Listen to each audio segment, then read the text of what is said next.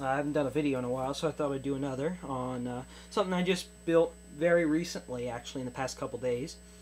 I built an MK484 radio with a TL431 audio stage in it. Drives a pair of, where did I put those? 32 ohm headphones, you know, something you'd use with your iPod. But right now I got it hooked up to an amplifier. I don't know if you can hear that. But it works very well. I just put the final touches on it the last few minutes just to get it working properly. Now it just uses a loop stick, obviously. It's an MK484 set, so it's got AVC and actually AGC, excuse me. So it does work very, very well, and it's got plenty of volume, good tone, and everything. So let me turn it on here. Always tell me that. I'm going to work on it. And God bless you, man. My best to your wife.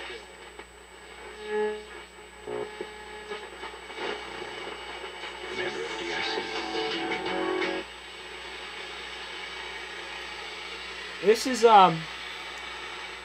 This is 980 from DC, obviously. The loudest station I have. Actually 1500 is, but I'll go up there in a few minutes. With Steve Molesky and Dave Johnson on the Orioles Radio Network.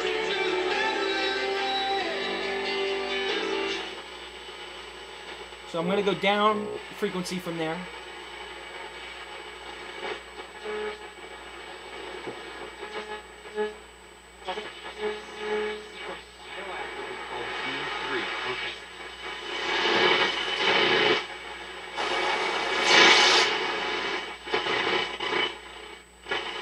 Sorry, I apologize for all the noise. I mean, I have to get my computer real close to get it. But I can pick up a lot more at the high end.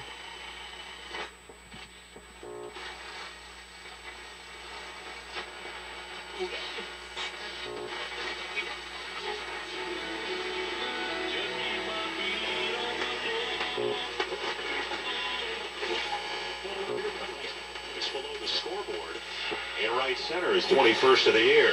Kane's pitch, swing and a miss out in front of a breaking ball. Giants got a run with a leadoff homer in the first inning against Strasburg. That was Andres Torres. I think this may be 1500 or 1580, one of the two. With 8 strikeouts, the Nationals got an unearned run on an errant pickoff throw.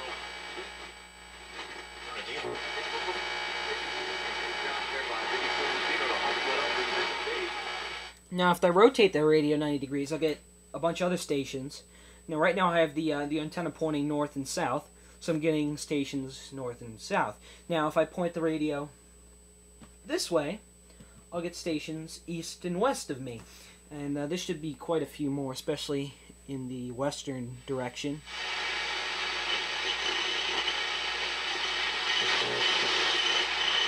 But that also means it's pointing right at the computer. So I'm going to have to move this guy back here. I'm sorry, the bench is quite a mess.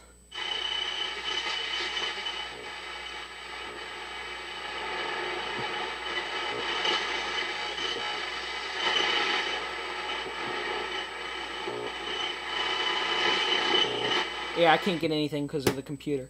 But I built this set because I wanted something that was really light, easy to carry, didn't use big batteries.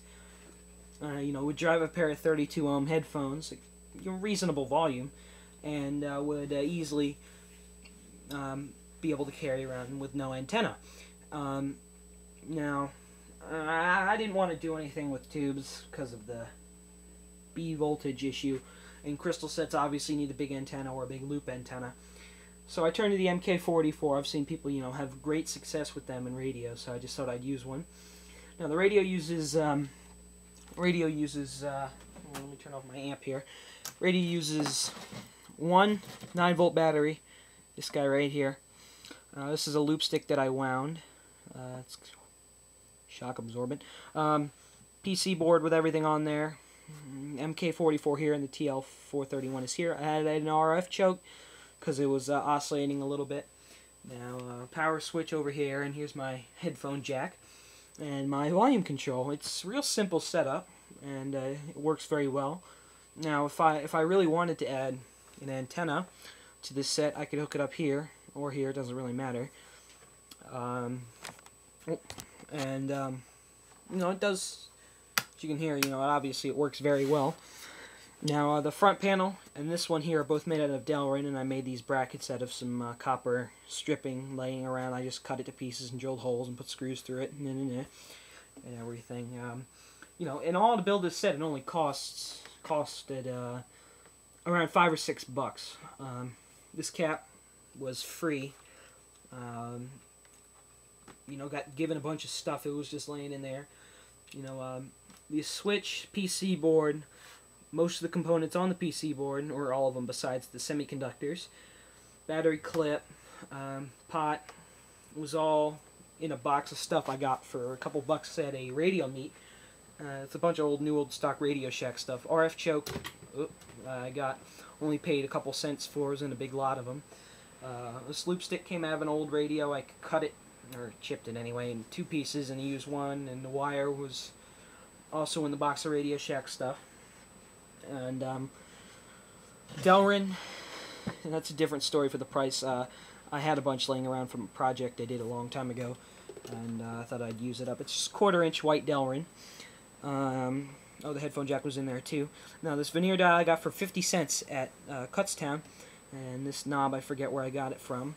But you know, I didn't spend too much on this set. I didn't need to, but it definitely does work very, very well, and I can get a real good number of stations, especially at night with it. It's just directional. That's a little funky, but you know, that's okay. But yeah, I'm just happy that I was able to build something of this type and be able to use it and work with it. Now, I may in the future build another one of these sets, but make everything variable. Now, that means I'll be able to vary the AVC, able to vary the voltage on the semiconductor, it's the MK484 itself, vary the coupling, you know, obviously tuning, volume, and a bunch of other stuff. Now, you know, like I said, the hardest part about this was getting the voltage on the MK484 just right, because there's a fine line between not having enough and being able to pick up a few stations and having too much and having the thing oscillate. So, I mean, that can also, the oscillation can also be fixed by the AVC resistor, which is usually 100K. You can raise it or lower it, but not too much, obviously. But, I like to regulate the voltage going to the MK484. I just used 2 silicon 1N914 diodes, wired anode to cathode, obviously, and then put the cathode to ground, the anode connected to the actually used an 8.2K and a 3.3K, and in between the 8.2 and the 3.3 I put the diodes, and before the diodes hooked to that resistor junction there, I put a 1K trimmer pot or screw adjust potentiometer, and then the 3.3K goes to the input, or actually the output on the MK484, and then the 8.2, the other end, goes to the 9 volts. And like I said, it works, or you could probably hear it works very well. Nothing to complain about, really. You know, after all, it is only a one IC, one variable shunt regulator receiver, so it does, you know, I'm pretty happy with it, and hope you guys enjoyed this little video on here. I may be able to post a schematic later, so look out for that on the radio board.